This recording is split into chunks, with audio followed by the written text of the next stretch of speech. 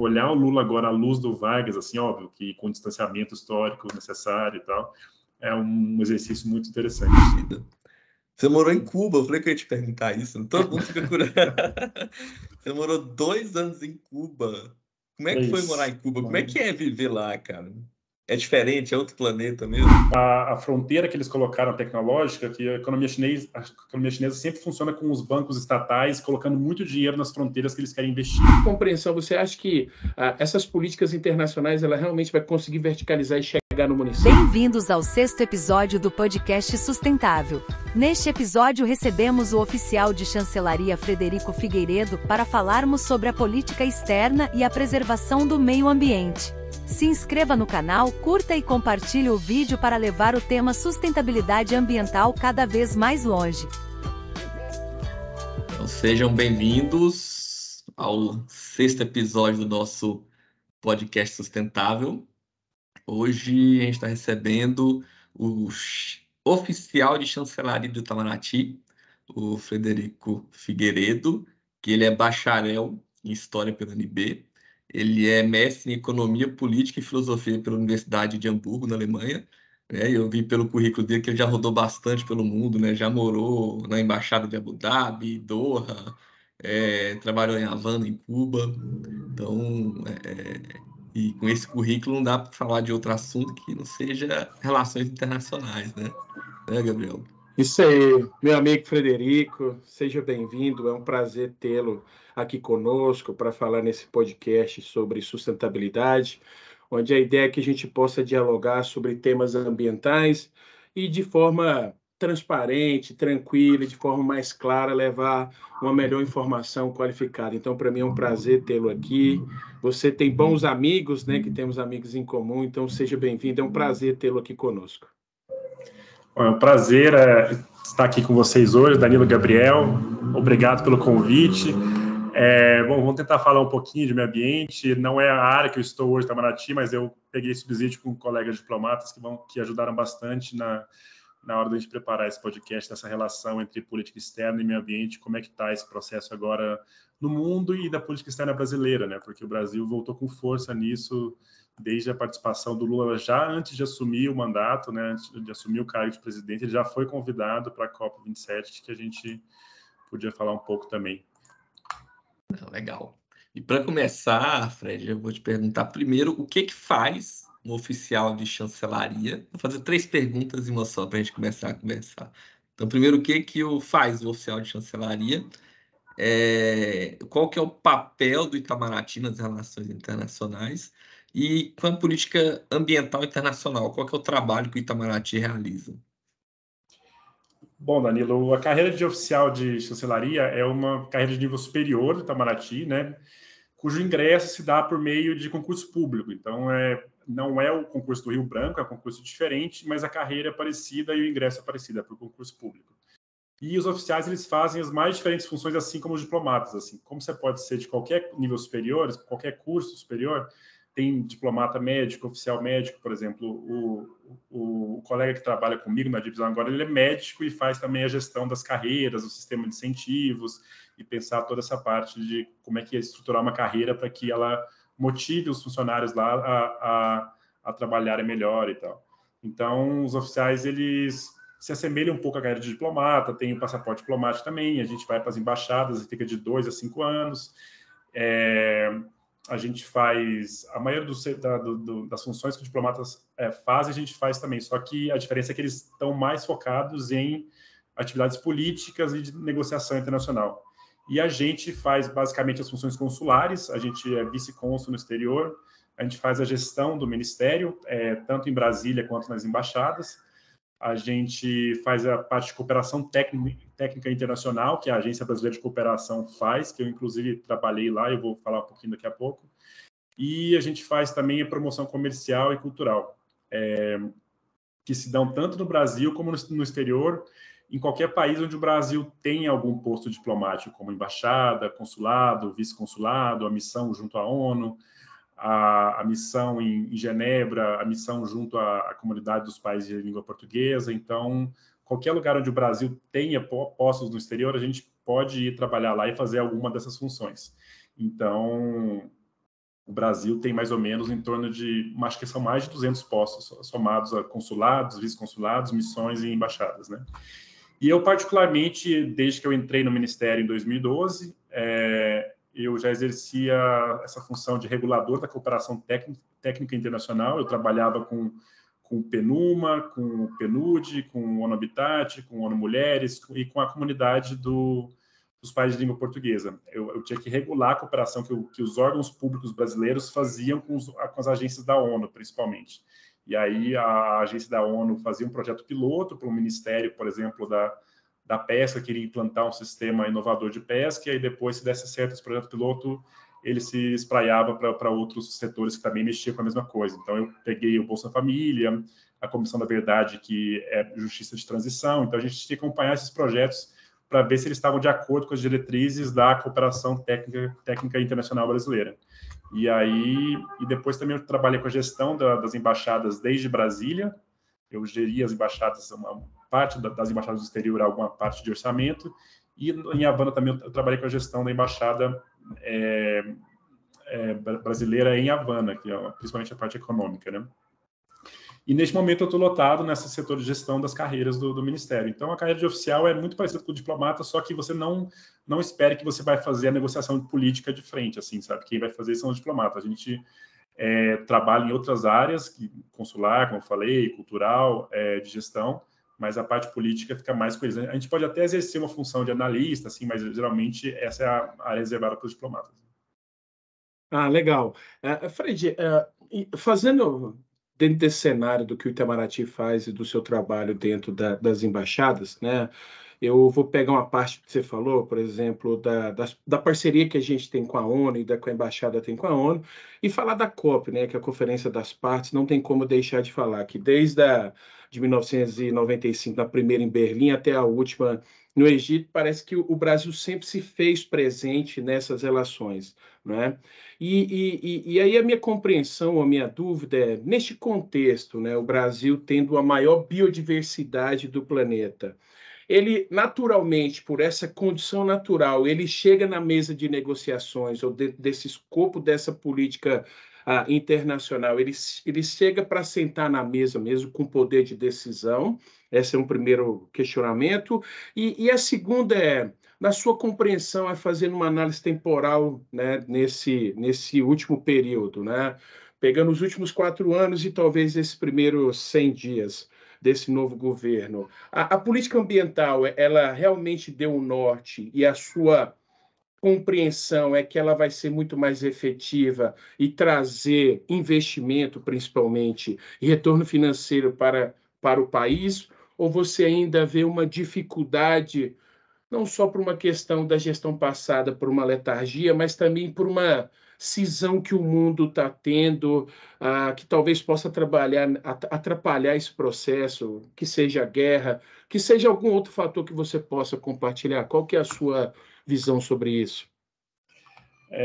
Bom, Gabriel, primeiro sobre a parte da Amazônia, com certeza ela é um ativo ambiental, é o mais relevante do mundo hoje, e o mundo vê assim também, que já nos coloca em qualquer mesa de negociação como atores relevantes. Agora, se a gente vai ser um ator crível, um ator respeitado, depende do que a gente está fazendo com ela. E isso foi visto agora no último governo, como havia um total desrespeito às políticas de redução de desmatamento. Ele chegava com uma fala lá na COP da 26 da Escócia, por exemplo, falando que tinha reduzido, e no dia seguinte saiu um dado desmentindo ele. Então, a postura das chancelarias pelo mundo era de, vamos esperar esse governo ir embora para a gente voltar a falar com o Brasil, porque não dá para confiar nesse cara. Então, a gente tem que esperar, porque ele não é um ator crível, ele não é uma pessoa que a gente pode confiar e respeitar, sabe? Então, essa foi a postura, e a gente perdeu muita força nesse tempo. Mas a gente tem a vantagem de que o governo Lula ele já volta com muita força de cara, porque as pessoas já sabem o que foi o governo dele. Foi no governo dele, com a gestão da Marina Silva, do Carlos Mink, da Isabela Teixeira, que a gente conseguiu uma redução em torno de 80% do desmatamento, né? Se eu não me engano, caiu de 27 mil quilômetros quadrados para 6 mil quilômetros no final do governo Lula, né? Então, o mundo vê isso, eles estão muito apegados a dados, por isso que o Bolsonaro não era levado a sério, porque ele simplesmente falava, mas o dado não correspondia ao que ele falava, né? Então, a gente volta já com uma força muito grande, e a prova disso foi o frisson causado pela visita, pela participação do Lula a convite do governo egípcio, já na COP27 no Egito, né? Então, a quantidade de pedidos de encontros bilaterais com o Lula e com a Marina Silva foi grande. Então, a gente vê que o Brasil já volta forte. A expectativa é muito grande. Agora, a gente precisa ver se a gente vai conseguir transformar isso em resultados, porque a gente tem uma oposição muito grande agora no Congresso às pautas ambientais, principalmente a bancada aliada ao agronegócio e ao Bolsonaro também, né? Então, e sim, durante o governo Bolsonaro foi um momento que a gente não foi respeitado, mas a nossa posição sobre a Amazônia, sobre o aquecimento global, foi sempre aquela padrão da ONU que o Brasil seguia, aquela de responsabilidades comuns que o mundo inteiro tem com as mudanças climáticas, porém diferenciadas à luz das diferentes circunstâncias nacionais, do direito ao desenvolvimento que cada país tem, né, e dos esforços que cada país tem que fazer para erradicar a pobreza e a fome, que vem como prioridade e tem que ser conciliado com desenvolvimento ambiental, e você não pode passar por cima disso para ter um desenvolvimento sustentável antes de... Assim, porque tem momentos que dá para conciliar e tem momentos que não. Assim, às vezes você precisa de uma fonte meio poluente para gerar alguma renda e conseguir depois fazer a transição verde. Então, esse é um debate complicado por conta da situação de alguns países, principalmente da África, que é o continente que mais sofre, né, com os efeitos da mudança climática. E o Brasil, a diplomacia brasileira, o Itamaraty, tem se comprometido com esses esforços da ONU, com as diretrizes da ONU para a mudança climática, tem proposto medidas ambiciosas de redução do aquecimento global, de combate à mudança climática, e, ao mesmo tempo, como uma voz ativa e representativa do sul global, o governo Lula tende a pressionar os países desenvolvidos a colaborarem ainda mais, porque eles, assim, historicamente, eles poluíram mais, ainda que hoje o sul global também polua significativamente. Historicamente, eles poluem desde o século XVIII, enquanto a gente começou a poluir agora no final da primeira metade do século XX, né? Então, eu acho que, assim, a Amazônia é um ativo para sintetizar, mas, assim, depende muito do que a gente faz com ela para ver se a gente vai ser ouvido ou não. E como com o Lula, provavelmente vai, porque eles lembram do que foi o governo Lula em política ambiental, né? Eu escutei aquele podcast, o Medo dele de Brasília, que é muito bom, inclusive, fica a dica para quem não conhece. E aí eles estavam entrevistando um economista, e agora me foge o nome dele, e ele afirmava que no primeiro e no segundo mandato do Lula, o grande trunfo ali, a vantagem econômica foi o boom das commodities, né? Que trouxe muito dólar para o Brasil, assim, a economia cresceu, né, num ritmo bem interessante. Que agora o governo do Lula não vai ter esse boom das commodities, o cenário é muito diferente, né? Mas o que ele tem ali como moeda de troca para gerar esse boom de capital estrangeiro no Brasil é a floresta, né? É a biodiversidade, né?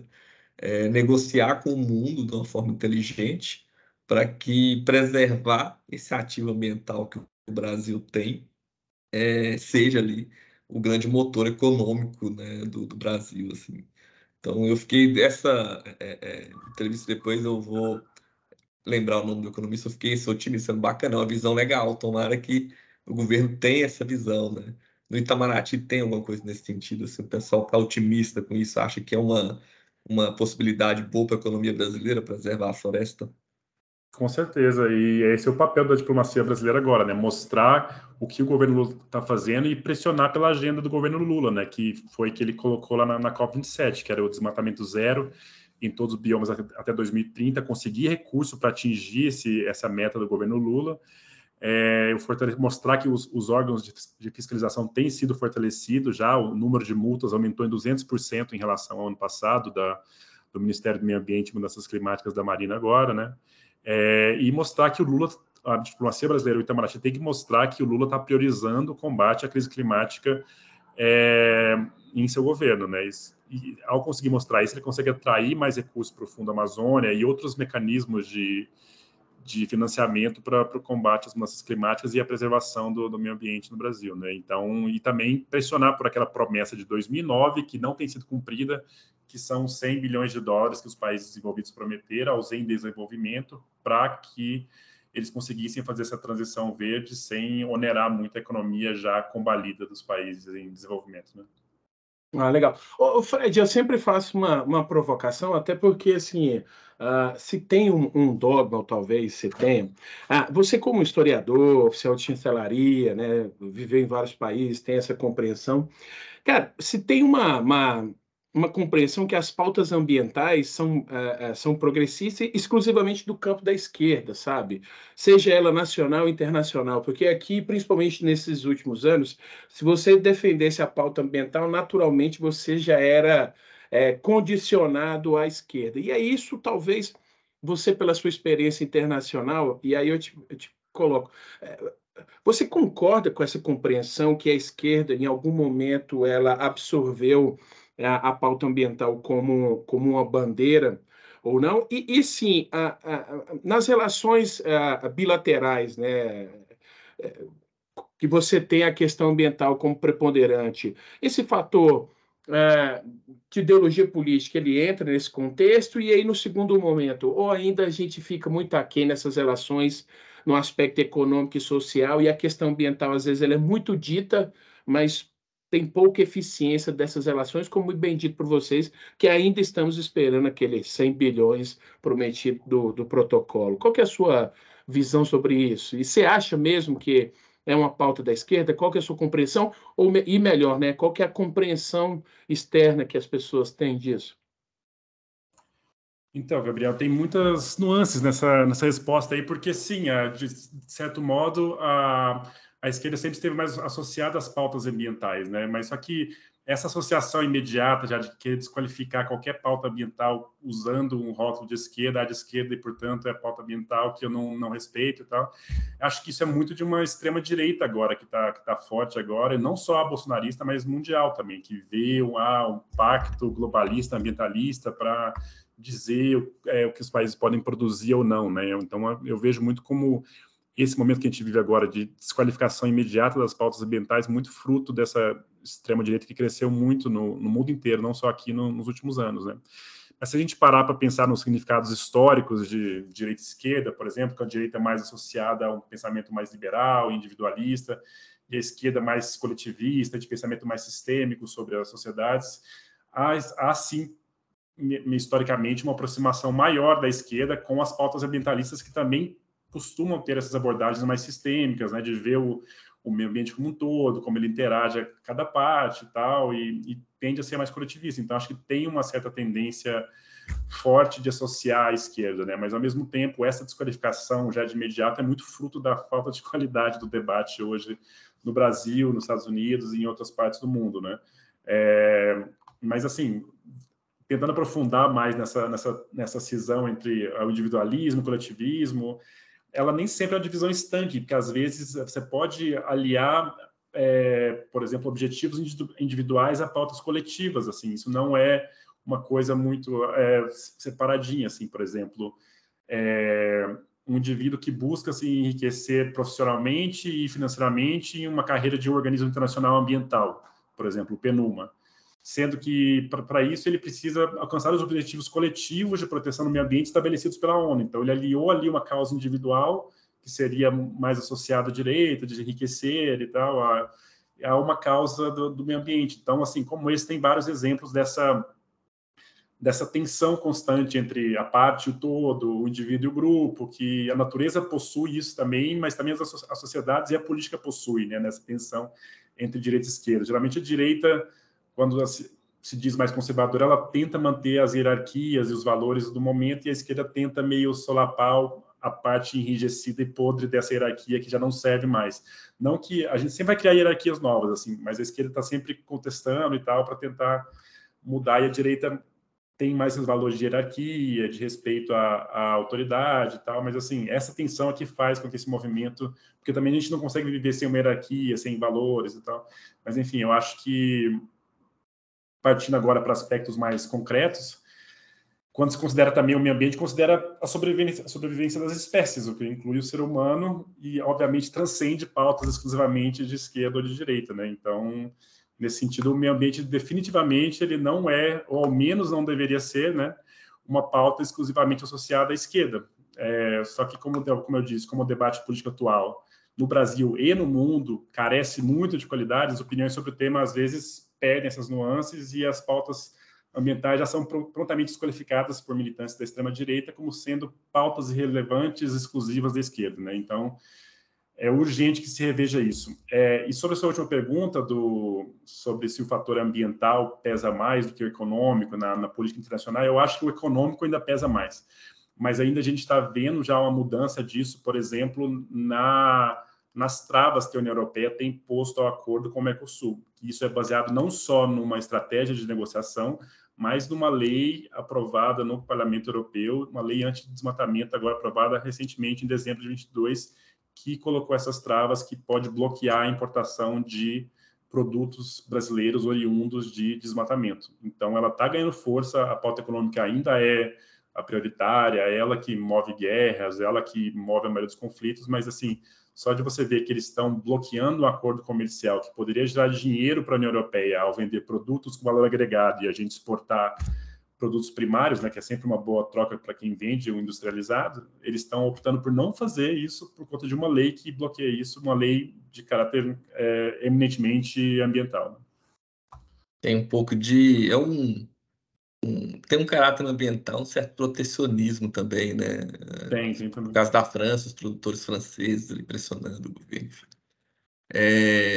Aí um outro ponto, assim, muito nesse debate do protecionismo, nessa questão dos países em desenvolvimento ter alguma forma de ser ressarcido ali, principalmente pela União Europeia, né? E a gente tem uma parceria forte, uma economia emergente, que daqui a pouco vai ser a maior economia do planeta, que é a China, né? O governo brasileiro, o presidente acabou de passar um período, né? Fez uma visita na China, que é um país governado por um partido de esquerda, né? Mas que ele se recusou e se recusa ainda a assinar e cumprir com protocolos ambientais, né? Nessa visita do presidente do governo brasileiro, eles assinaram uma carta de intenções. Nessa carta tem alguma novidade nessa linha mais ambiental? A China está começando a se comprometer com os objetivos ambientais globais agora? Sim, Danila, a China vem se comprometendo com isso desde, se eu não me engano, o último plano quinquenal, não, o penúltimo, em 2015, porque a fronteira que eles colocaram tecnológica, que a economia chinesa sempre funciona com os bancos estatais colocando muito dinheiro nas fronteiras que eles querem investir. Se antes foi a imobiliária, que já não é mais, que gerou aquele boom imobiliário, a quebra da Evergrande, que o governo chinês resgatou e evitou que houvesse uma quebradeira mais geral, né? Agora é a parte ambiental dessas fronteiras tecnológicas que o governo chinês quer investir. E tanto que na declaração conjunta do Lula com o Xi Jinping, o Itamaraty soltou duas notas da imprensa, né, a 133 e a 134, para quem quiser procurar na internet, e uma delas é só pautada na parte ambiental. Então, fortalecendo mecanismos de combate ao desmatamento, fortalecendo mecanismos de fiscalização. Tem um satélite também, um projeto sino-brasileiro que eles querem desenvolver para monitorar as fronteiras e a Amazônia, o desmatamento, que é um satélite que aperfeiçoa os mecanismos que existem hoje de monitoramento, né? Então, há sim um interesse chinês em desenvolver, por exemplo, eles têm dado mostras disso. Os colegas que trabalhavam na embaixada em Pequim nos anos 2000 e que voltaram lá recentemente veem a diferença significativa de redução de poluição, né? É brutal, porque antes era uma cidade cinza que você não via 50 metros no horizonte, né? Hoje é uma cidade que você consegue respirar, tem o céu azul, e Xangai, por exemplo, já eletrificou toda a frota de transporte público e de carros de transporte por aplicativo, também já é eletrificada. Então, eles estão investindo muito em trem-bala e esses investimentos verdes eles estão espraiando pelo mundo agora naquela que eles chamam a Belt and Road Initiative, que é tipo a cinturão em rota, né? Seria as novas rotas da seda, remetendo lá as rotas da seda da Idade Média, que a China exportava seda e outros produtos para o mundo inteiro, né? Então, eles querem fazer uma rota que vai lá desde do sul da China até o porto de Roterdã, né? Passando por toda a Ásia, mas assim, óbvio, na Europa enfrenta mais entraves, mas os países ali, o Irã, o Afeganistão, a Síria estão fazendo acordos, a Arábia Saudita principalmente também, estão fazendo acordos muito benéficos desses países. Por exemplo, com o Irã, eles já toparam vender petróleo para a China, e a China vai construir todo o metrô de Teherã, vai construir trens de alta velocidade no país, e criar as bases para uma indústria iraniana mais forte, assim.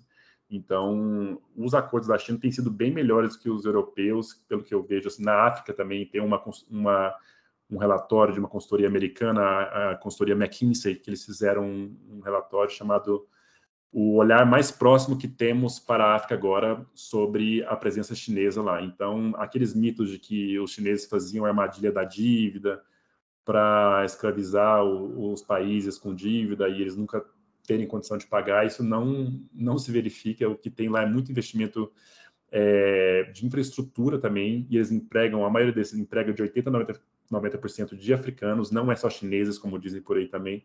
Então, estatisticamente, esse relatório é bem interessante para você ver por que os países africanos estão preferindo muito mais a cooperação chinesa do que a cooperação europeia e estadunidense, que vem com aquele olhar mais de colonizador ainda, né? Tem um olhar meio de colonizador e um olhar meio condescendente para a África que eles não gostam, sabe? Então, que eles estão muito calejados disso, porque eles foram colônia em alguns lugares, foram colônia até os anos 70. Então, já é uma cooperação diferente, e eu acho que o Brasil tem a ganhar, sim, com essa cooperação com a China, principalmente na parte ambiental, a julgar pelo que foi declarado nessa carta de intenções de cooperação ambiental entre China e Brasil.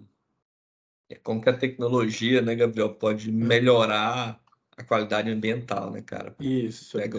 Trazer para os chineses aí cidades super poluídas, que a tecnologia tem ajudado a melhorar isso. Vai ter um dado de 2009, né, Fred? 2009, eu acho que chegou o ápice de poluição atmosférica, eles começaram a investir nessa mudança. Mas, Fred, assim, eu, enquanto municipalista, né, eu trabalho no órgão ambiental municipal, eu desenvolvo minha atividade no município, e a gente sempre está bebendo de fonte de tudo quanto é lugar, principalmente internacional, porque hoje você tem a facilidade de comunicação, de intercâmbio, né? E através do Itamaraty, você tem algum caso, alguma experiência que a política consegue ser dialogada aqui em cima, mas ela consegue verticalizar e chegar no município, né? Eu cito aqui em Goiânia que a gente tem o programa Macambira Nicuns, que é um programa financiado pelo BID, né? Banco Interamericano de Desenvolvimento. A gente tem outros projetos financiados com o CAF.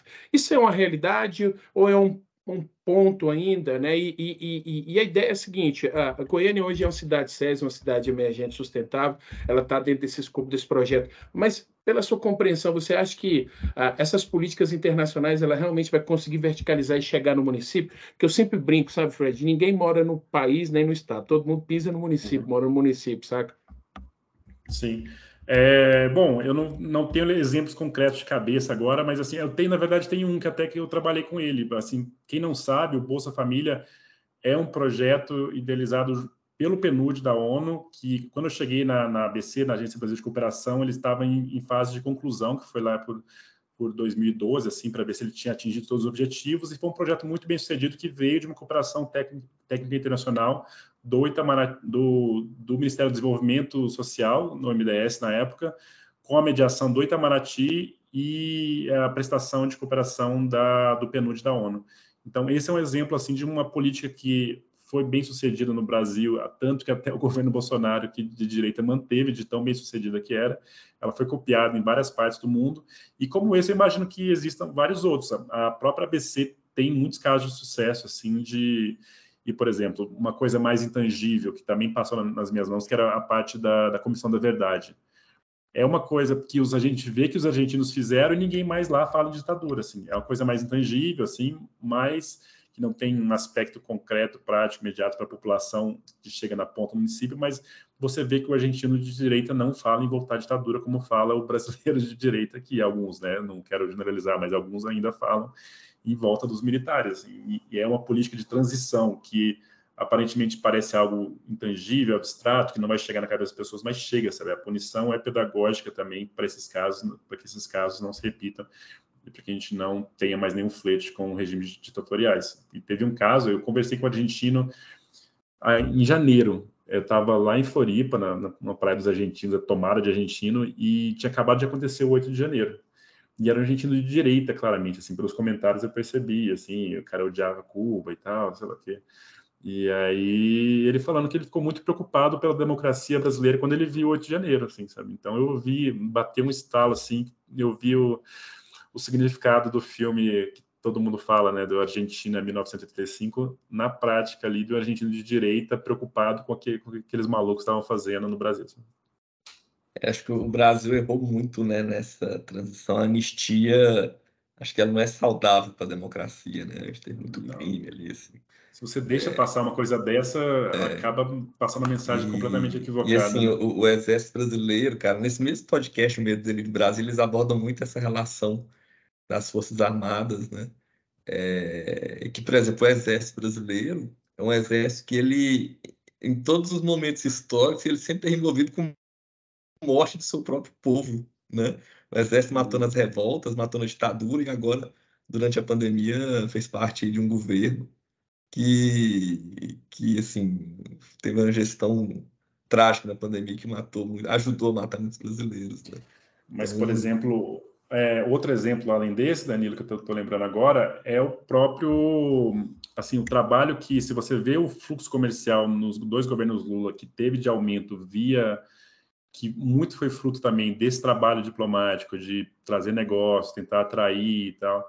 E agora também o Itamaraty vai ter um papel essencial, apesar de parecer muito abstrato, assim, um papel essencial em mostrar o que o Brasil está fazendo e trazer esses investimentos na área ambiental para o Brasil, né? Então, e isso reverbera em uma renda maior, bem palpável para o brasileiro quando tem mais dinheiro entrando aqui, mais investimento chegando. A gente lembra o que era nosso poder de compra em 2011 e 12, né? qualidade de vida, né? Reflete em qualidade de vida. Você morou em Cuba, eu falei que eu ia te perguntar isso. Todo mundo fica curioso. Você morou 2 anos em Cuba. Como é que foi morar em Cuba? Como é que é viver lá, cara?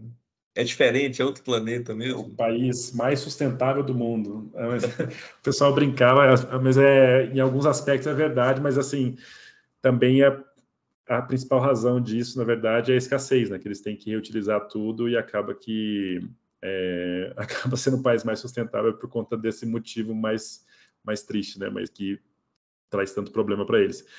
Mas é um país interessante, assim. Eu sempre falo que se tem uma coisa que Cuba triunfou, que a Revolução Cubana triunfou, uma área da vida cubana, foi a parte cultural, sabe? A quantidade de artista, de dramaturgo, de cineasta, de escultor, pintor, arquiteto, músico, dançarino que eles conseguem criar, e até no esporte também, né? É impressionante isso, assim. Eu ficava... A economia é capenga, eles estão tentando mudar, mas grande parte dos problemas se deve ao embargo, mas não só, tem problemas de política pública e econômica lá também que eles poderiam melhorar, e acho que eles estão tentando fazer isso agora, mas o principal, obviamente, da economia se deve ao embargo, mas culturalmente é fantástico, assim. E eu peguei a morte do Fidel também, que foi algo marcante, assim. Eu vi até gente que o odiava chorando de tanto que o cara era marcante, assim, né? Tipo... E aí teve aquelas musiquinhas na TV para todo mundo ficar cantando, aí você via as crianças na rua cantando a musiquinha, cavalgando com Fidel, assim. Hombre, nós agradecemos tus hazañas. Aí o pessoal, todo mundo cantando, foi interessante. Foi um momento, o Obama foi lá, foi o Papa Francisco também, teve show dos Rolling Stones de graça em Havana. Eu peguei um momento bastante interessante lá. Assim, eu tenho muita saudade de... Eu não moraria lá de novo, assim, porque a vida do dia a dia é muito difícil, a escassez, sabe? Mas eu tô louco para voltar para lá. A última vez que eu fui foi logo antes da pandemia e desde então não fui mais. É uma viagem que eu quero fazer, assim, minha esposa a gente planeja, mas é muito difícil, tem poucas opções de voos, né? São voos caros, assim, e lá a gente não sabe como é que é a infraestrutura, né? É um perrengue. Aí você fala dessa questão da escassez, ô Gabriel, acho que você tomar minha palavra aí. Eu vi um slogan de um brechó, e você falando da escassez aí, me veio esse slogan aqui. Nenhum produto é mais sustentável do que aquele produto que você não precisa produzir ele, né? Então, que é a lógica do brechó de roupa ali, né? Que o pessoal fica vendendo roupas que eram usadas, mas que estão na condição boa. Então, isso é muito sustentável, né? Então, Fred, a gente quer agradecer a sua participação conosco. Acho que ela trouxe uma visão diferente, né? Porque às vezes a gente está tão embebecido aqui do nosso dia a dia e eu acho que foi um frescor tê-lo trago para conversar conosco. Quero que você possa ter um minutinho para poder falar coisas que você deseja. Não esqueça de colocar suas redes sociais. A ideia é que a gente possa compartilhar e divulgar esse vídeo. e que a gente possa quebrar paradigmas, sabe, Fred? Acho que o grande objetivo nosso do podcast sustentável é que a gente possa levar informação de qualidade para as pessoas que às vezes não têm oportunidade. Eu falo muito isso, né, filantrópico, né, Danilo? A gente não tem expectativa nenhuma financeira desse projeto, né? Por isso que tudo é muito voluntário, né? E a quem eu já lhe agradeço tomar um tempo da sua vida, É estar sua aqui conosco. sexta-feira, a gente está A gravando sua na sexta-feira à sexta-feira, noite. 6 horas da tarde, viu, pessoal? Mas assim, quero te agradecer porque eu acho que são diálogos como esse que faz a gente ter uma reflexão, uma quebra de paradigma, uma mudança de perspectiva e principalmente uma mudança de ação, sabe? Eu acho que a grande questão que a gente quer é que as pessoas possam mudar a ação e que seja uma ação positiva. Muito obrigado, meu amigo. Eu que agradeço, Gabriel e Danilo. Eu adoro participar dessas empreitadas, podcasts, dessa educação voluntária, gratuita que a gente consegue levar, né, com cada um com que domina melhor e tal. Eu faço isso também na Interativa com o Thiago. A gente faz um podcast só sobre América Latina e aí a gente sempre a gente estuda, prepara e tal para trazer algo de qualidade. Já assisti vários episódios, viu? Bem legal. O Interlatina, né? Interlatina. É isso aí. E aí eu queria só falar uma coisa que eu tinha até preparado aqui para falar, mas acabei não falando, que por favor, a gente observar o que o Lula está fazendo, assim, eu acho que ele tem feito algo muito parecido com o Vargas, assim, tem analistas que dizem que ele se encontrou com o Vargas na cadeia, e a história dos dois está tomando um caminho muito parecido, né? Ainda que o Vargas tenha ficado no poder o primeiro período em uma ditadura, né, como ditador, assim, mas assim, o compromisso dele com as causas trabalhistas e tal, de trazer desenvolvimento para o povo mais pobre também, sabe, é parecido. E essa volta do Lula, eu tô achando ele muito mais, assim, aguerrido em defesa dos interesses nacionais, assim, sabe, do que ele foi nos dois primeiros. Eu achava ele muito conciliador em fazer isso, e agora eu tô achando ele muito mais, assim, ousado e ele está fazendo uma política de barganha que o Vargas fez com as potências da época, que era Estados Unidos e a Alemanha nazista. Ele ficou barganhando entre as duas. Para quem não sabe, para antes que comece a achar que o Vargas é um calhorda negociando com a Alemanha nazista, ninguém sabia. Assim, o pessoal já sabia que era tosco o negócio ali, que estava havendo uma perseguição, mas ninguém sabia do Holocausto ainda. Então o pessoal ficava barganhando com esses dois regimes para ver qual acordo melhor que eles conseguiam. E é o que o Lula está fazendo, aparentemente, com China e Estados Unidos. Ele não está alinhando automaticamente com nenhum dos dois para tirar o melhor que eles podem oferecer para o Brasil. Então, por exemplo, ao ir para a China e soltar essa declaração sobre o meio ambiente, logo depois, coincidência ou não, o Biden soltou um informe dizendo que ele aumentou a contribuição americana do Fundo Amazônia de 50 para 500 milhões de dólares. Então, é bem interessante você tentar conseguir avaliar o que o Lula está fazendo em política externa, e ele está usando muito a política externa para se legitimar internamente, assim, para tentar vencer resistência externa, mostrando todo o prestígio que ele tem no mundo para tentar vencer resistências externas aqui também. Então, olhar o Lula agora à luz do Vargas, assim, óbvio, que com distanciamento histórico necessário e tal, é um exercício muito interessante. Bom, obrigado, agradeço os ouvintes e até uma próxima. Um abraço para os dois. Suas redes sociais, o pessoal seguir o podcast. Minhas redes sociais no Instagram é frederico.f de faca, N de navio, Souza com S, e eu só uso o Instagram mesmo, o Twitter eu praticamente não uso, e o podcast que a gente faz é no canal da Interativa, no Spotify, que é o Interlatina. Então ele sai a cada 2 semanas, geralmente, a cada 15 dias tem sobre algum tema em voga no momento sobre a América Latina. Não uso o Twitter. Inclusive, eu falo isso pro Gabriel. Não. Eu uso, gente. O Twitter tá lá, o mundo tá lá, tem que usar.